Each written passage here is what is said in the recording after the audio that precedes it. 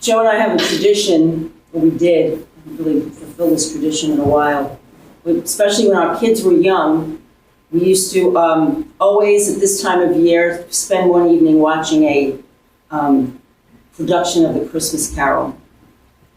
And, I like the George C. Scott one, the Alistair Sim. I even like the Jim Carrey CGI one. But in most of these productions, there's a scene where Fred, Scrooge's nephew, with the spirit of the Christmas season, goes to his uncle and says that he would like to invite him to his home to celebrate Christmas. And Scrooge, being Scrooge, says, "Bah humbug, you don't want my presents, you want presents." And so here we are today, a few days from Christmas. I guess we're all a bit preoccupied with everything that needs to get done. Shopping and wrapping and cards and decorating the house and going to parties, food shopping, all of it. It's just all part of the season, the hustle and bustle of Christmas. And yet, we all took this morning to come here. And then how appropriate that we listen to a story in the gospel, one of my favorites actually, that reminds us that our presence, E-N-C-E, is more important than presence, E-N-T-S. We have Mary, a young girl, unmarried, focusing not on herself and the terrible predicament that she is in, but instead reaching out to visit her cousin, who, despite being beyond the age of having children, is about 6 months pregnant, at home with her deaf-mute husband, Zechariah. And so she travels, and according to the story, it's not around the block. It's an 80-mile trip on foot and donkey for a pregnant 14-year-old.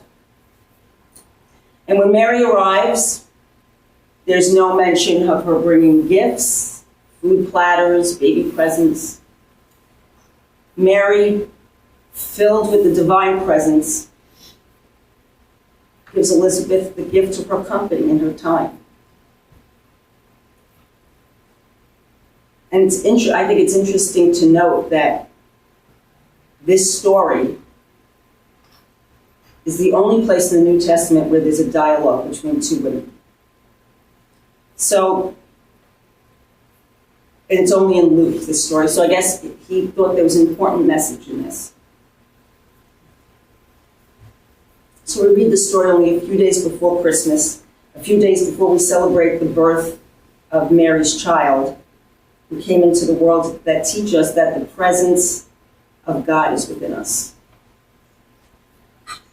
Richard Rohr says that we still think of ourselves as humans trying to be spiritual, but we really are spiritual beings just trying to learn how to be human. And Rohr reminds us that we all have the presence of God within us, and that Jesus came to show us how to be human. And how did he do this? By always being present to others. Go through your mind of all your favorite gospel stories. Woman at the well, Jesus healing the blind, Jesus dining with sinners. Wherever he went, he brought the gift of his presence. He brought with him an internal peace, a joy, and a love that he shared with everyone that he encountered. He gave people his total attention. And this is what Mary's visit did for Elizabeth. And that's the message here today, so that we too, as we visit family and friends this Christmas, we can bring them that same gift. That we share with them the love and peace and joy, just as Mary did, just as Jesus did. It's easy to go online and buy a gift, but the gift of ourselves, to make time to be with others. It sounds easy, but to totally not be preoccupied with something else, or where you have to be next. I even feel that here at church. I'm so happy to see each one of you and to greet each one of you as you come in. But there's always like, I have to make sure I do this, or, oh, I don't think that is up at the altar, or, oh, did we make sure there's enough oil in the candles?